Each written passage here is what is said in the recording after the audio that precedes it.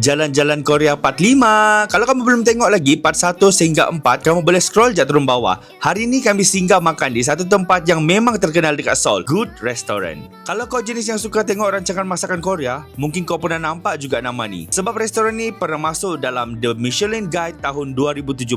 Dan makanan paling terkenal dia, samyetang atau sup ayam ginseng. Dalam semangkuk tu ada seekor ayam kecil yang diisi dengan pulut, jujube, bawang putih dan akar ginseng. Kuahnya jernih, tapi rasa dia lembut, bersih dan ada rasa herba yang pahit dan manja. Bila hirup masa panas, kau rasa macam tenaga tu naik balik. Tak peliklah orang Korea suka makan macam ni masa musim panas. Sebab dia percaya perlu keluar semangat masuk. Lepas makan, kami terus ke Gyeongbokgung Palace, istana utama dan paling besar di Seoul. Sebelum masuk, kami tukar baju dulu. Sebab kalau kau pakai hanbok, boleh masuk percuma tau. Aku pilih hanbok gaya maharaja. Cuma topi dia rasa macam tak berapa ngam dekat muka aku. Tapi tak apalah, sekala-sekala. Dalam kawasan istana tu, suasana dia tenang. Bangunan dia masih dijaga elok. Warna merah, hijau dan emas tu semua masih nampak megah. Dari sini kau boleh bayang zaman dinasti Joseon dulu. Masa raja-raja Korea memerintah dari istana ni, tempat dia luas tapi tenang. Kami ambil masa lama juga bergambar. Sebab dari sudut tu, ada rasa jiwa, ada cerita. Kadang-kadang bila kau berdiri di tempat bersejarah macam ni, kau mula rasa kecil.